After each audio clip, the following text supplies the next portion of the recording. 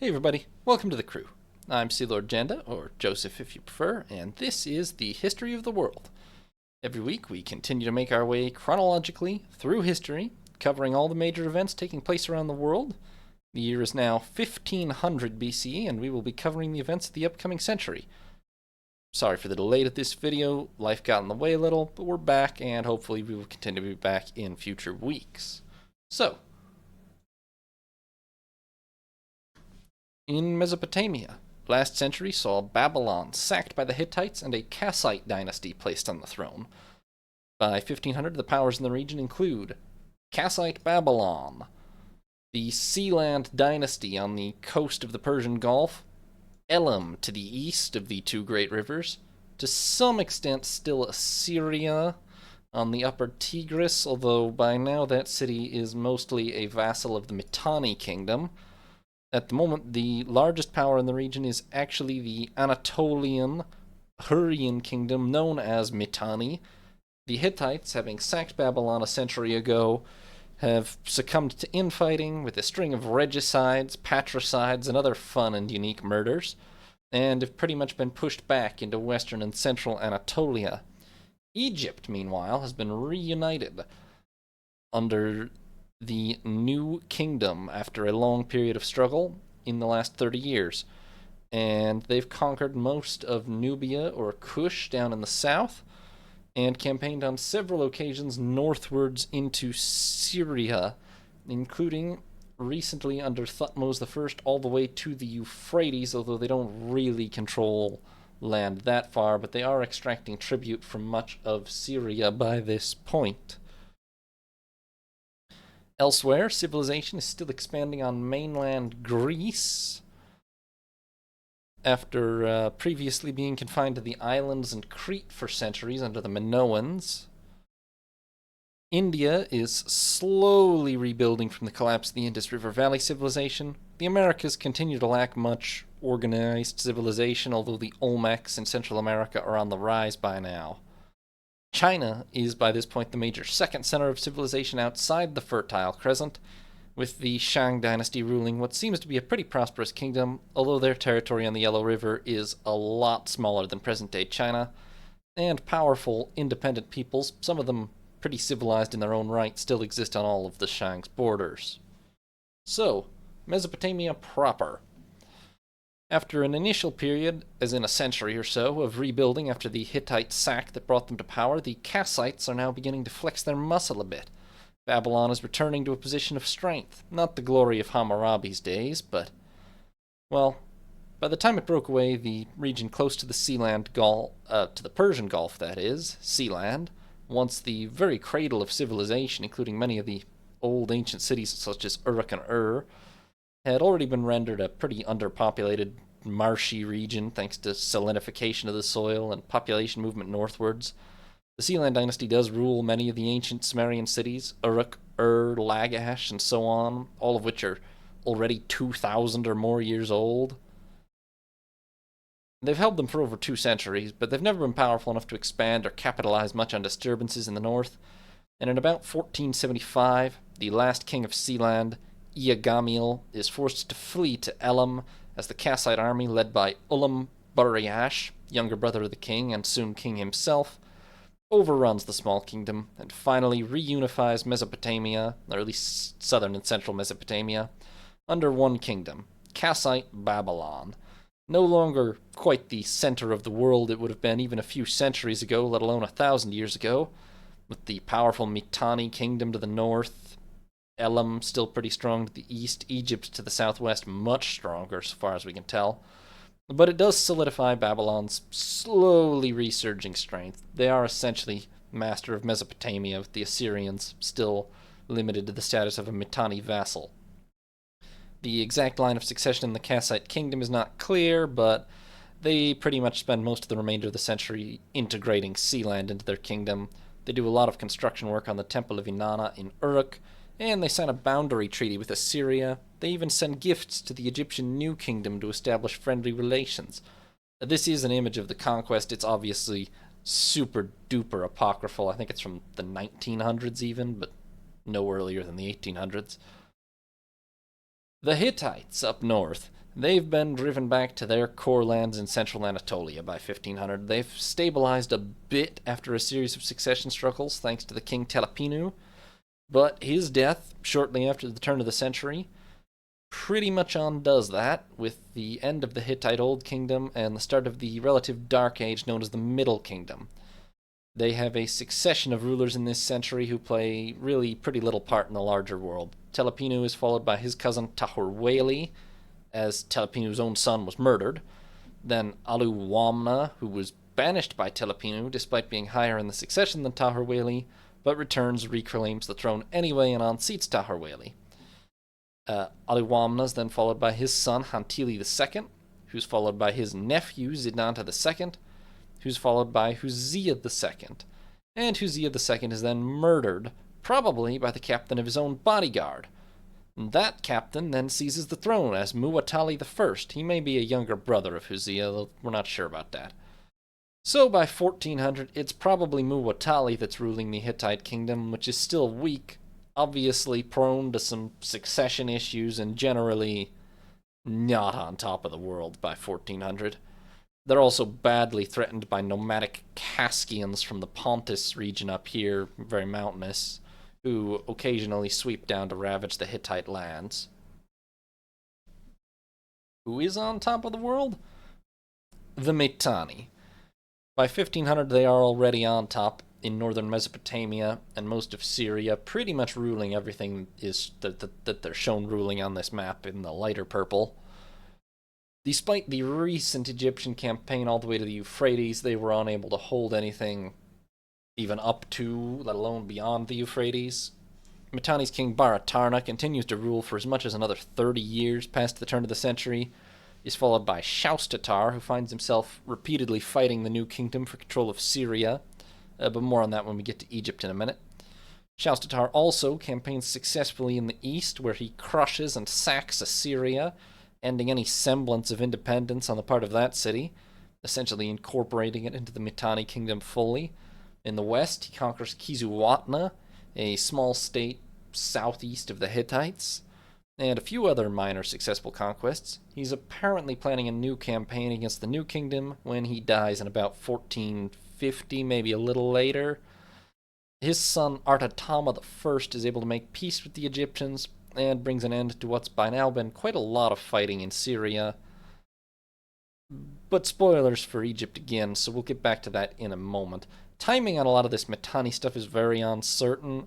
There may actually just be a few kings missing from our knowledge. If not, then all three of these kings had uncommonly long reigns, because it is likely still Artatama I sitting the Mitanni throne in 1400. Still the strongest kingdom in the upper Mesopotamia Anatolia region. Honestly, not that much about their situation changes overall during this century. They grow moderately, shall we say, but they also expend a lot of effort fighting the Egyptians in the southwest, that is. There are some signs of resurgence amongst the Kassite Babylonians in the south and the Hittites in the northwest, but nothing to immediately worry the Mitanni.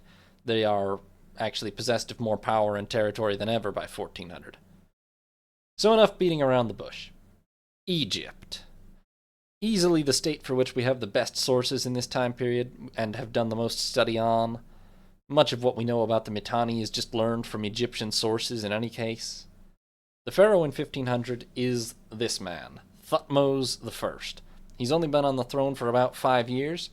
He's already led a campaign as far north as the Euphrates and twice into Nubia, conquering it as far as the Fourth Cataract, and installing a viceroy to integrate it into the new kingdom, which by this point is a powerful and thriving state, if still really only recently reunified, but powerful and thriving quite abruptly. By the turn of the century, he actually turns his attention to more peaceful domestic projects. He greatly expands the Temple of Karnak, enhancing its status as the preeminent temple in Egypt. He adds new walls, pillars, obelisks, a new hall featuring colossal statues of himself, I believe. There's other building projects across the rest of the realm. In general, the remainder of his reign is seemingly a pretty peaceful one, though not a long one. Thutmose I dies in 1493 BCE and is buried in the Valley of the Kings, a limestone valley on the west bank of the Nile near Thebes. He's the first buried there, but it shortly becomes the latest of the great Egyptian necropolises.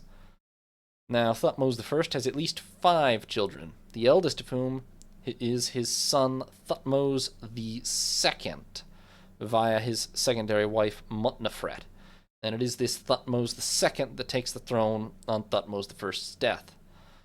Thutmose II marries his half-sister via Thutmose I's primary wife Ahmose, this sister being named Hatshepsut. He also has at least one secondary wife, Iset, probably more. Thutmose II is still quite young when he takes the throne. His father died fairly young, and Thutmose II is probably only about 17, and he might actually be overshadowed pretty much from the start by his wife. Nubia does rebel on his accession, but his generals are able to put down the rebellion, which the fact he doesn't lead it himself, the campaign, is a further indicator of his youth. There's some minor fighting with nomads in the Sinai, but in general his reign is pretty peaceful, but also quite inactive. There aren't very many attestations to Thutmose II, quite few for how long we think his reign probably was. It might be that he's never a particularly healthy man, and his sister wife perhaps overshadows him even during his life.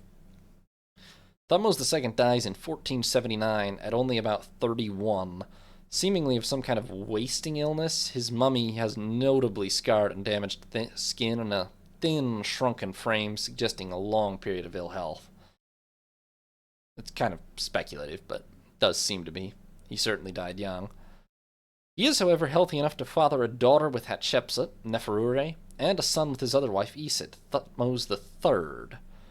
Now, like all cultures, pretty much forever, with very few exceptions, Egypt is more or less male-dominated, and Thutmose II's official heir is his son, Thutmose III.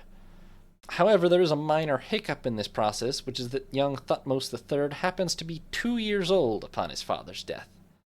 And so as a result, Thutmose II's sister wife Hatshepsut claims effective power as regent upon his death. Now, even the pretense that she's merely a regent does not last. By the time the boy's about 9, Hatshepsut crowns herself very clearly as pharaoh in her own right.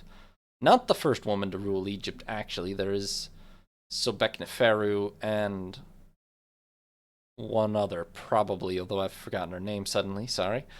But she is the first woman to rule Egypt in a time of prosperity, and she's the first woman to rule Egypt for a long period.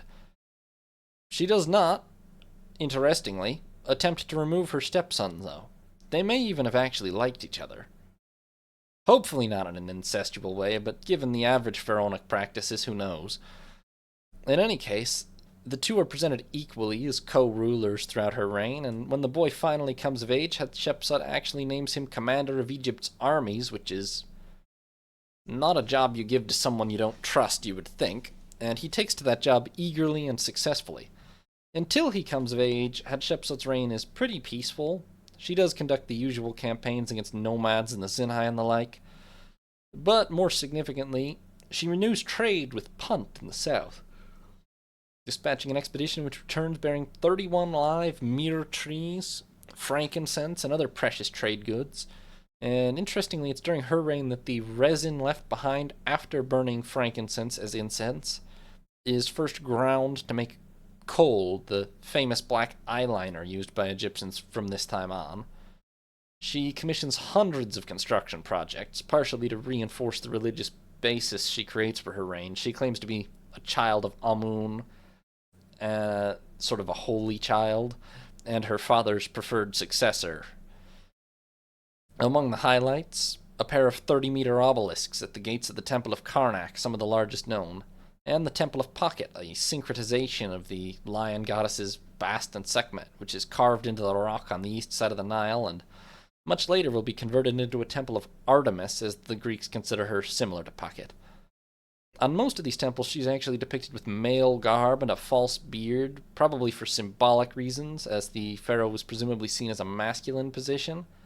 I would not read anything beyond that into it. She's pretty clearly feminine, despite the deliberately androgynous depictions she encourages throughout most of her reign, they are almost certainly just to prop up her authority given the male-dominated culture.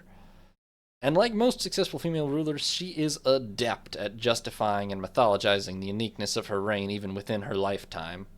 The whole holy child of the gods thing and all that. And her reign is pretty successful. Overall, Egypt prospers. Nothing terribly goes wrong in the New Kingdom, shockingly enough. So, she dies about age 50 in 1458 BCE, having ruled Egypt for almost 22 years of prosperity. Her cause of death, likely either cancer or accidental poisoning while trying to treat an inflammatory skin condition common to several pharaohs. One of the classic, either way, kind of one of the classic ancient person ingests something poisonous with no knowledge, no way of knowing how bad it was for you kind of deals. She builds an impressive mortuary temple in Deir el-Bahri where her body will eventually be discovered, but she is likely initially buried near her father in the Valley of the Kings and moved later, probably by one of her successors who wanted to deny the existence of a female pharaoh. And indeed, sadly, her successors will significantly damage traces of her reign, but ultimately they fail to erase it, and future Egyptologists will reconstruct at least as much as what I've told you, and more besides. Thutmose III succeeds her, of course. He has technically been co-pharaoh since the age of 2, and by the time of Hatshepsut's death is commander of Egypt's armies. That said, he doesn't really come into his own until his stepmother's death. He's 23 or 24 when he takes the throne in earnest, a young man, and given that he's a young man, it should be no real surprise that he's a bit of a warlike king. Also a well-educated and very capable one. Hatshepsut clearly has ensured that he's well prepared to rule, and he probably weds Hatshepsut's daughter and his half-sister Neferure, although we can't confirm this, and she likely dies very early in his reign, along with, not dead, but he marries a host of other consorts. Satia, Meretre Hatshepsut, Nebtu, Nebsemi, and Menwi, Merti, and Menhet, who are all probably of Canaanite origin. Speaking of Canaan, upon his accession, Thutmose III faces immediate opposition in the form of a rebellion in Canaan, where the city of Kadesh, soon joined by Megiddo and others, attempt to remove themselves as Egyptian vassals, probably seeking Mitanni protection instead, and also collaborating with each other in an alliance of sorts.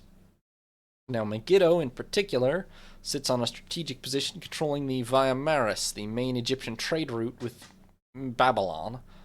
So Thutmose III takes immediate action, gathers his army, which we estimate is over 10,000 strong and includes as many as 1,000 chariots. Keep in mind, a chariot is a pretty simple construction and only uses 2 to 3 people. 2 at this time, I think, so it's not an implausible number. And he proceeds north up the coast. The king of Kadesh gathers a similarly sized force, perhaps slightly smaller, but potentially 10,000 or more strong as well, and awaits the arrival of the Egyptians at Megiddo. Now, bear in mind the following description of events comes entirely from inscriptions intended to glorify Thutmose III, and so we cannot entirely trust everything I'm about to tell you, to put it mildly, but they're the only source we've got, and it seems like most of it happened, so here we go. Thutmose's army marches north 11 days from Gaza, which is the main secure, friendly New Kingdom fortress on the east side of the Sinai Desert. He reaches the low mountain range known today as Mount Carmel near the Mediterranean. Well, okay, he marches up the coast. The mountain range blocks continued access along the coast north. And Megiddo lies at the end of the main pass, or the most direct pass through the mount. Now, Mount Carmel's only 2,000 feet or so high, but it's not practical for chariots or organized infantry formations. A normal person could actually climb it fairly easily. It's possible to go around to the north or south, which are the roads in yellow or blue here, and that is apparently what Thutmose's advisors counsel. However, there's also a narrow central pass then called Aruna, today called Wadi Ara, which passes directly through the mountain ridge. And after reports from scouts suggest it's unguarded, Thutmose decides to take the risk and marches his army directly through the narrow central pass to Megiddo. He risks being ambushed by attackers from the mountainside, or met at the exit of the pass and destroyed before he can deploy his whole army, which has to form into a long, narrow column to march through. It's 10,000 men, and okay, he claims only like a couple of men can pass through at a time. It's significantly more than that objectively, but even if 50 men can pass through at a time, and it's probably not really that on the paths, that's a long and narrow column. But the gamble pays off. Nobody meets him at the end of the pass. The king of Kadesh and his allies are mostly camped around Tanakh down here, and have left infantry forces to guard the roads here and here. But pretty much nothing in front of this pass. They just assumed it was unsuitable for Thutmoses' army to pass through. And so, well, it takes hours for Thutmoses' whole army to emerge from the pass and deploy, while the king of Kadesh and the ruler of Megiddo and others scramble their way back to assemble their own army. It actually takes even longer for the Canaanites to assemble than the Egyptians, and they might still not even be fully back together by morning. Thutmose III arrays his forces during the night and attacks in the morning, probably at dawn. The date, most probably April 16th, 1457 BCE, although not with utter certainty. We're still in the short versus long versus middle chronology kind of era. The Canaanite alliance is not fully prepared at that point. They've been given a shock by the unexpected arrival of the Egyptians, and their army collapses almost immediately, at least by all Egyptian accounts. Simply rout at the Egyptian charge in the morning. The kings of Kadesh and Megiddo escape only because the Egyptian army then loses its discipline and halts to loot the Canaanite camp, which allows the kings and much of the rest of their army to climb over the walls of Megiddo with the help of rope and tied together clothes let down by the garrison. The garrison shut the gates against the Egyptians immediately and don't let any of their own army through. So the Egyptians are forced to besiege the city for 7 months. They build a moat and a palisade to help encircle it. At some point, the king of Kadesh escapes, but finally the city surrenders. Thutmose takes hostages from its officials and appoints Egyptian officials to rule the city, but declines to sack it. Interestingly, he has, however, definitely looted the farmland outside, and he takes back to Egypt a rich list of spoils. 924 chariots, which is close to his own total, and that's part of why we think the Canaanite army was near in size to his. 340 prisoners, and over 25,000 horses, cattle, and sheep, of which like 22,000 are sheep, but a lot of livestock. Egyptian authority is restored in the immediate region, and the city the Greeks will call Armageddon, the site of the first battle in history, described in any detail, and probably the largest battle of Thutmose III's reign, is pacified and firmly under Egyptian control. However, it is not even close to the end of Thutmose III's military actions. It's the first of 17 campaigns, in fact.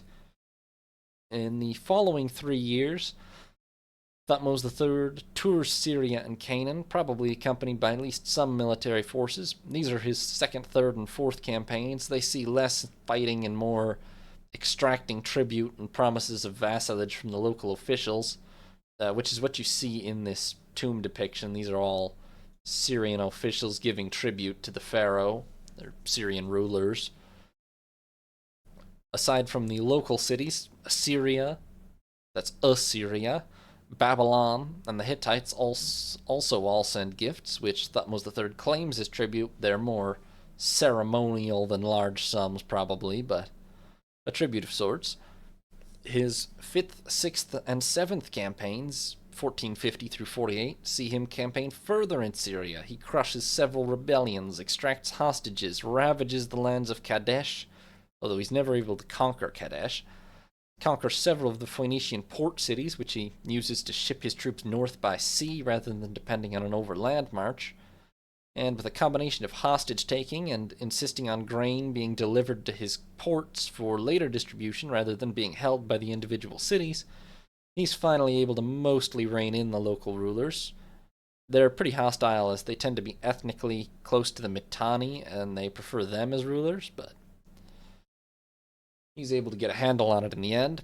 In his 8th campaign in 1447, he sails directly to Byblos and builds boats, which he brings with him overland in what seems to be just another tour of Syria. So he catches the Mitanni completely off guard when, reaching the Euphrates, instead of turning back, he refloats his newly built boats and crosses the river straight away into Mitanni territory. The Mitanni have no army mustered to campaign that season and are unable to assemble one, with Thutmose already in the heart of their territory, burning and pillaging to his heart's content. The Mitanni nobility are forced mainly to flee or hide and don't manage to put any army together of any size by the end of the season. They are just, well, it's not a crushing blow to the Mitanni or anything, but he certainly catches them off guard and singes their beard a little, as it were. The 9th campaign is only a minor raid on the semi-nomadic Nukhashe. The 10th, in 1444, sees the Mitanni finally in the field with an army against Thutmose, probably under their king, either Shaustatar or Artatama I. We're not certain due to the dates of succession, but Thutmose I claims to win a crushing victory over the Mitanni, but unlike after Megiddo, he reports no major loot brought home, only 10 prisoners of war. But the Hittites still offer him tribute later that year, so it doesn't seem that he suffered a defeat either in this battle, which is fought near Aleppo. Most likely he fights the Mitanni either to a stalemate, or possibly a victory which allows the Mitanni to withdraw intact. Or possibly, since we have few enough details, the two armies didn't meet each other in an open battle at all, but just maneuvered around each other for a while. Happens plenty in the ancient world. So, well, Thutmose's campaigns do become less dramatic in their gains thereafter. This might be a sign of his maturity and loss of youthful vigor, or just Egypt being pretty stretched, but the 11th and 12th campaigns are very minor. Tribute gathering. The 13th is again against the Nukhashe, and the 14th is against the nomadic Shashu. The 15th and 16th are probably more minor campaigns against border nomads. The 17th sees him put down rebellions in Syria and then destroy several Mitanni garrisons near Kadesh, but he still can't actually take Kadesh, and then finally lays off on fresh campaigns in Syria. Most of the region is still under his control, except some northern portions which pay tribute to the Mitanni. And his next and final campaign comes only in about 1429, nearly 10 years later, and it's not in Syria. He campaigns south into Nubia to the Fourth Cataract of the Nile, reasserting and expanding Egyptian control in that region. So, after 17 to 20 years of campaigning, Thutmose III does settle down a bit in the second portion of his reign. He conducts various building projects of his own, not as many as Hatshepsut, but particularly at the Temple of Karnak, he commissions what's then the largest ever obelisk, which we now call the Lateran obelisk, as it stands near the Lateran Palace in Rome, thanks to a certain couple of greedy emperors and popes. It stands 32 meters high. Other obelisks in Constantinople, London, and New York City also date from Thutmose III's reign. Great job, Western world. He builds more than 50 other temples and tombs and makes much more extensive use of painting than previous rulers in his tombs, along with the only known Egyptian set of standalone or heraldic monumental pillars as opposed to obelisks. Differentiated, I think, by the flat top rather than pointed top. Overall, this is not quite so many monuments as his stepmother, but still a pretty considerable addition to Egypt's architectural glory. Now, interestingly, it is near the end of his reign that most of the deliberate vandalism to Hatshepsut's name and monuments is committed. Historians used to think that Thutmose, after taking the throne, vandalized Hatshepsut's name as a sort of means of revenge for her usurping his power when he was a child, but considering he waited 20 years or more to do it. It seems more likely that he had something else on his mind. Not a personal grudge, but probably in order to firm up the succession for his preferred heir, as some sort of dispute was happening, perhaps. Probably he had nothing against Hatshepsut herself, but wanted to prevent any chance that any line favored by her, or just that a woman in general, could claim the throne. Which was also definitely something his heir was worried about. His heir is Amenhotep II. Thutmose III finally breathes his last in 1425 BCE after an official reign of 54 years, practically speaking 33 since the death of Hatshepsut. He has at least 7 known wives, and considering that an almost improbably low tally of merely 9 confirmed children, he probably had a lot more. His probable eldest son, although one does have to consider that they're already deep into the brother-sister inbreeding process by this point, so fertility issues on the part of the Egyptian kings are not that surprising. But his probable eldest son, Amenemhat, possibly by Hatshepsut's daughter Neferure, or else by another wife, Satia, predeceases him by some years, so Amenemhat does not take the throne. But there's at least 3 sons and 5 daughters we know of besides that. Amenhotep, Menkper, and Siamun for sons, Beketamun, Isit, Meritamen, C and D, Nebetunit, and Nefertiri for daughters. That's actually 6 daughters, so I've miscounted there. Any family connection of these, we're not sure of the relations of these, to be clear, but if any of these or other living royals had some kind of family connection to Hatshepsut, that might help explain the purge of her memory towards the end of Thutmose III's reign. Because, as I said earlier, the successor is Amenhotep II here, born to Thutmose III and Meritre Hatshepsut. No relation known to Hatshepsut. Probably it was a common female name during her reign or something. Amenhotep II is, or at least claims to be, an athletic and capable ruler, although his alleged feats of outrowing a crew of 200 men and shooting an arrow through a palm-thick copper sheet are probably, definitely, exaggerated. His most significant wife is Tia, but he interestingly makes almost no mention of her or any other wives in his inscriptions, and probably he keeps her far away from the center of power and public eye in an effort to avoid another Hatshepsut. Considering most of the vandalism of Hatshepsut's legacy happened during the last couple of years of his father's reign when he was co-regent, it may be that Amenhotep II was a lot more worried about this than Thutmose III was. Now, Amenhotep has as many as 10 sons, presumably by various wives and not just Tia, but we don't know the rest of their names, including, among others, another Amenhotep and another Thutmose, just in case you were not tired of hearing those 2 names yet. Amenhotep is not as warlike as his father, but the new kingdom is pretty committed to keeping control of both Nubia and Syria and the Levant by this point, which is possible thanks to the impressive population and concentrated economic and military power concentrated along the banks of the Nile, and what has been a pretty stable succession and general prosperity for over a century now. In about 1422, Amenhotep leads his first campaign into Syria.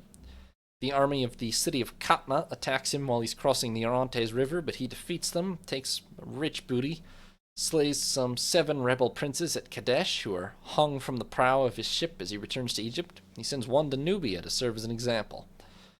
He has to campaign again in Syria in 1418 after a rebellion of various vassal states encouraged by the Mitanni. This apparently does not lead to a major battle, but he more or less gets it under control. However, the 2 weeks in which his army is closest to Mitanni are actually omitted from the stele recounting this campaign, so he may have suffered a defeat that was deliberately omitted. Probably not a horrifically disastrous one. He's back campaigning in Syria 2 years later, but only reaches the Sea of Galilee, which is not as far north as previous campaigns and lends more credence to the possibility of a Mitanni victory. However, this third campaign is actually the end of the struggle for Syria for the time being. Soon after, Amenhotep, at least unofficially and possibly formally, makes peace with the Mitanni. Egypt retains control of the majority of Syria and Palestine. The Mitanni retain a portion in the north and are able to pivot their attention to the slightly resurgent Hittites to their west. Amenhotep, meanwhile, turns his attention to consolidating the empire. The new kingdom has grown quite large under Thutmose III, securing most of Syria, the first securing Nubia, and not much downtime to consolidate them, really. Amenhotep, Hatshepsut's reign, but that didn't include Syria, mostly. So Amenhotep doesn't pay too much attention to the great temple at Karnak that his predecessors preferred. Instead, he builds smaller kingdoms across much of the new kingdom, and particularly in Nubia. And during his reign, numerous Canaanite gods, such as Resheph and Baal, are integrated into the Egyptian pantheon, which is probably an effort at assimilation, whether it was formal or just a sign of assimilation happening naturally. His reign is pretty long, not filled with exceptional events otherwise, but that's objectively a good thing for most of the people living in it, probably. He dies in about 1401, although the dating is not actually certain, and is buried in the Valley of the Kings. Now, the next Amenhotep, his original presumed heir, having predeceased him, Amenhotep II is instead followed by another son, Thutmose IV. Thutmose is probably not well established as the intended heir. He leaves us the so-called dream stele between the paws of the Sphinx, which describes the young prince falling asleep beneath the Sphinx and being told by the statue that, in a dream, that he would be the next pharaoh if he restored it to its full majesty, as it was already buried to the neck in sand by then.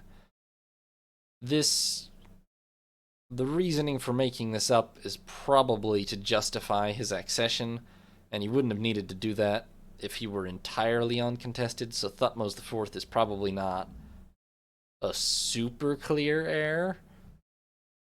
Possibly Amenhotep doesn't predecease his father by much, which would make the situation a little confused. But he does take the throne, Thutmose does, and he's just taken it at the turn of the century, so the remaining events of his reign will be for our next episode. Now, the Far East. The Chinese Shang Dynasty remains under the rule of the long-reigning, now very old Taiwu in 1500. Even if the full 75-year reign ascribed to him is true, he must die within... If the full 75 years is true, he might last as much as 2 or 3 decades into the century, after an extraordinarily long and apparently very prosperous reign, and is followed by his son, Zhongding. Zhongding is probably not young by then himself, but rules for either 9 or 11 years before his death. He's followed by his younger brother, Wei Ren, who has to face a rebellion of his vassals, the Pei and Xian. He rules for 15 years, but cannot ever fully suppress the rebellion, and is followed by his son, Hedanjia, or Zhenjia. Hedanjia crushes the Pei, briefly loses his capital to the Xian while distracted by the so-called Blue Barbarians. Which of the 4 barbarians this refers to, or whether it's another group entirely, is not obvious to me from some cursory checking. Maybe somebody else knows. So China has, of course, classically 4 barbarians to the south, east, south, west, and north at this time. The Blue Barbarians are not the name of one of them, so I'm not entirely sure. In any case, he manages to reclaim the capital from the Xian eventually, and stabilize the situation before his death after a reign of 9 years. Hedanjia is then followed by his brother, Zhu Yi, who solidifies the peace and makes several fine appointments of officials, particularly a prime minister named Wu Xian, and pretty much reconsolidates the Shang Dynasty after their mid-century crisis there. He dies in about 1410 after a reign of about 19 years and is followed by his son Zuxin. And it's probably Zuxin that remains on the throne in 1400. Now, we don't know that much about the Shang in detail at this time, still it has to be said. Our information comes from limited archaeological finds and brief inscriptions on oracle bones, which don't really... We're just lucky that it was custom to inscribe the names and dates of kings on them, but it's not clear. I mean, they didn't list all the events happening at the time, so it's very hard to say in any great detail what was going on. It is pretty clear that the Shang are the most powerful state in China at this time, and are mostly pretty prosperous. They have clashes with the barbarians on all sides of them. These barbarians are probably not actually barbarians. They... not even in the... Perhaps the ones to the north are, but many of these barbarians, particularly to the south and east, are probably not even nomads, but are just slightly less developed civilizations of some sort, or like partially agricultural civilizations or some such. And they have to deal with that. They have to deal with the occasional vassal rebellion, but they do have a lot of the most prosperous region of China, the most fertile land, pretty much locked down. They have their own system of writing, even if the only lasting place it's recorded is oracle bones. Honestly, their system of writing is not that much more primitive than the hieroglyphs and cuneiform of the West at this point. They make extensive use of bronze, similarly to the West. The main way they're behind is probably chariots. But those are pretty much strictly a military invention. They don't have any real civilian application. Now, as for the rest of the world, Europe, not too far, okay. Europe, mostly uncivilized. Slowly progressing, of course, but these pots are from the tumulus culture, which dominates most of Central Europe.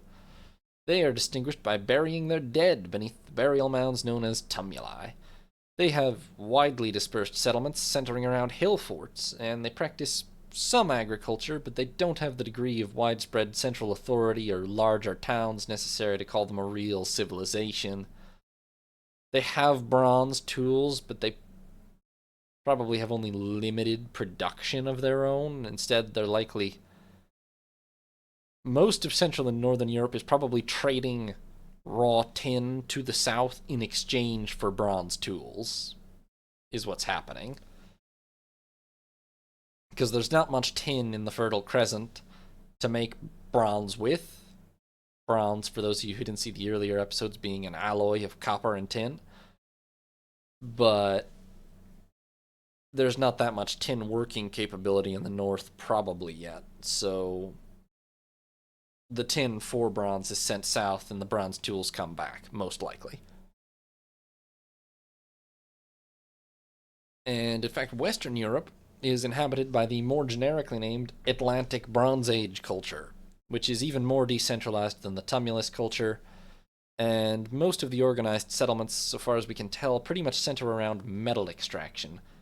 Tin and other metals, and mostly along the Atlantic coast, France, Iberia, Brittany, Cornwall in particular. These do extract tin and sell it south, but they extract other metals as well. And they're linked by maritime trade along the Atlantic coast. It's likely Celtic is emerging as a sort of lingua franca between the various trading tribes along the Atlantic coast at this time, and will continue to do so for the next millennia or so. In the Aegean, the mainland Mycenaeans, after several centuries of growth, have now exceeded the strength of the Minoans out on the islands, and during this century they apparently take over most of Crete and the Aegean for themselves. This process is pretty highly obscure to us. Pretty much at some point, Knossos, the most important city on Crete, abruptly stops being Minoan and starts being Mycenaean in terms of artifacts and language. The exact events by which this happens are pretty much entirely unclear. But by about 1450, Knossos is apparently ruled by Mycenaean speakers, and the Minoan Linear A script is replaced by the Mycenaean variant known as Linear B, which honestly is quite useful because we can't read Linear A still to this day. If any of you can solve it, that'd be great. Linear B, however, was cracked in the 1950s, thanks to a particularly clever linguist, and also with the help of the fact that it's directly connected to ancient Greek, as in most Linear B scripts are written in a somewhat recognizable form of ancient Greek, which we can translate. The Linear A scripts are mostly written in Minoan, which is maybe got some relation to ancient Greek, but we can't. We don't know how to speak Minoan at all, and we do more or less know how to speak ancient Greek, so you see the problem. Double uncertainty with Linear A, only one uncertainty with Linear B. Anyway, the Mycenaeans are not anywhere near a united people. They're a collection of city-states. Mycenae itself is the preeminent city of the era and region, hence the name. But they are nonetheless a collection of disparate city-states. They're not a match for the mainland powers of the Fertile Crescent either. Even the Hittites are still considerably more powerful than them, probably, but they are pretty good at maritime affairs, hence their colonization of pretty well the whole Aegean, which they probably originated partially from a mixing of the Minoans and the Aegean with mainland peoples, but anyway. They represent the first spread of civilization into mainland Europe, and they've now turned around and crossed back over into Crete and Anatolia to some extent, so they're doing pretty well for themselves. Further east, this is one of the suspected times for the life of the alleged prophet Zoroaster. He may also have lived as late as about 600 BCE, but we're going to put him here for now. Zoroaster is likely a member of a nomadic Central Asian tribe, which migrates probably into the Persian steppes during his lifetime. He creates the first known, more or less monotheistic religion. He credits a vision which introduces him to what he calls Ahura Mazda, or the Wise Lord, a single creator deity, a good creator deity, opposed to a single hostile deity, Angra Mainyu, or destructive spirit. And they champion the opposing ideals of order and deception. There's quite a lot more to it than that, as you would expect with any decent religion, but that's the essential basis. He's already a priest of the more traditional religions at the time that he gets this vision, and he apparently converts at least one significant local ruler, probably in the eastern reaches of the Persian steppes or in Central Asia, which will pretty much always remain the center of his religion. And by some remarkable tricks of fate, combined with just the sheer isolation of Central Asia, his religion, Zoroastrianism, will somehow become probably, most likely, the oldest religion still surviving to this day, nearly 3,500 years later. Because in 2024, there are still several 100,000 Zoroastrians living in Central Asia, Iran, and India. It likely does have some significant relation or is developed alongside or it's developed in the same cultural context as the Vedic religions in India, but takes a very different tack. Speaking of India's Vedic religions, it's during this century that we see the Rig Veda created, the oldest of the Hindu sacred texts known as Vedas. This map shows the rivers and tribes that are mentioned in the Rig Veda, so we have a pretty good idea that it originates in the northwestern portion of the subcontinent, probably around the Indus Valley somewhere. Now, it's written in Sanskrit for all the modern copies we have. Well, the modern copies are no longer written in Sanskrit, but the oldest copies we know of are written in Sanskrit, which would make it one of the very oldest Indo-European texts texts, bearing in mind that ancient Egyptian, Akkadian, and Sumerian are all not Indo-European, so there's almost no... All of the languages that have been commonly written up to this point in time, they and their almost entire families are dead. Although Akkadian is related to the Semitic languages, so not 100%. But the Indo-European languages share a common basis with us, which, as almost all of Europe plus India speak Indo-European languages today, hence the name. However, it won't actually be put into a book for probably another 1,000 years. The Rig Veda consists of over 1,000 hymns, 10 times as many verses. It contains cosmology, rites, and rituals to earn favor of the gods, along with a lot of metaphysical philosophy. Altogether, it contains essentially the early building blocks for Hinduism, and to some extent it's indirectly responsible for the religions and philosophy, all of the religion and philosophy that's now associated with the Indian subcontinent.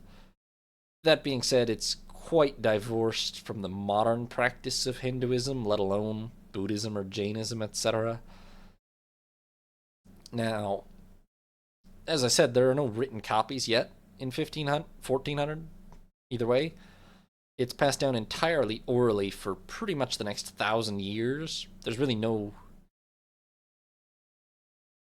Well, there was a written language in the Indus River Valley civilization. It's pretty much gone out of use already by this time, thanks to the collapse of that civilization, so there's really no written copies of it that we know of from this far back.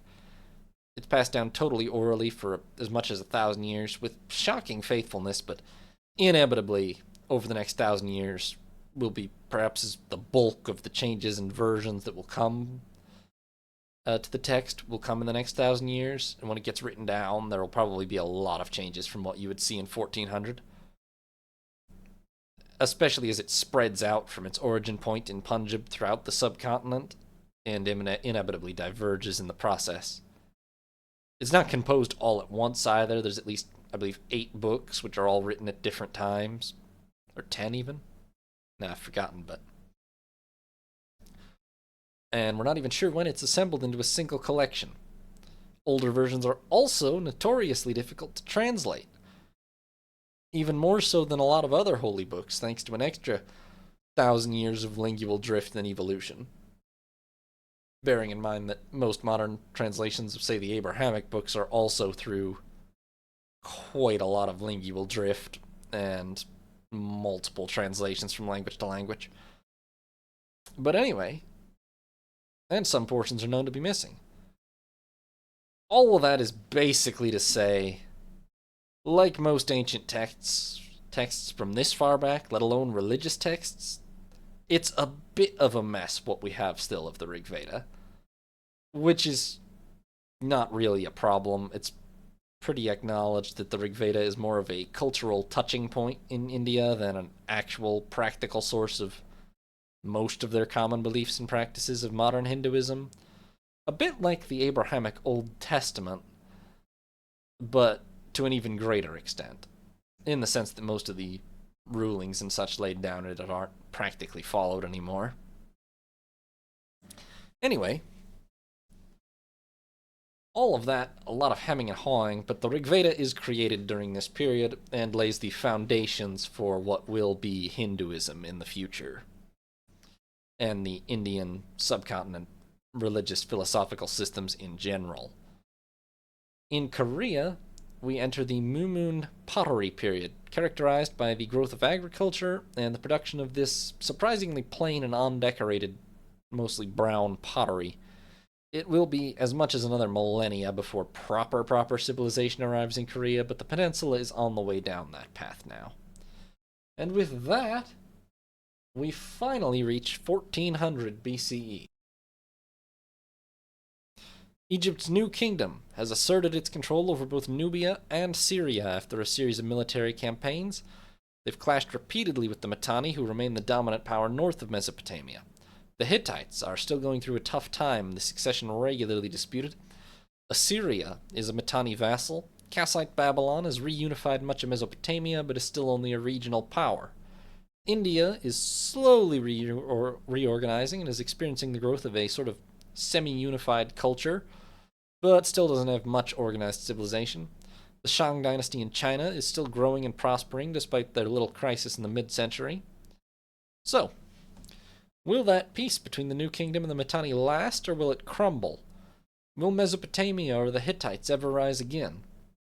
And what's to become of these newly expansionist Mycenaeans? Subscribe and tune in next time to find out.